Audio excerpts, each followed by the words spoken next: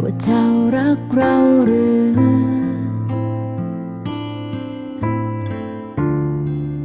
เราจะตอบพระองค์เช่น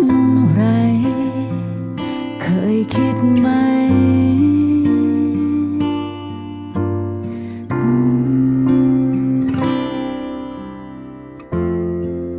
ถ้าพระองค์จะถามเรา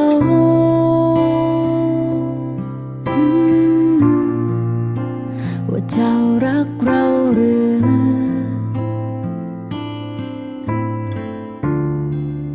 เราจะตอบพระองค์เช่น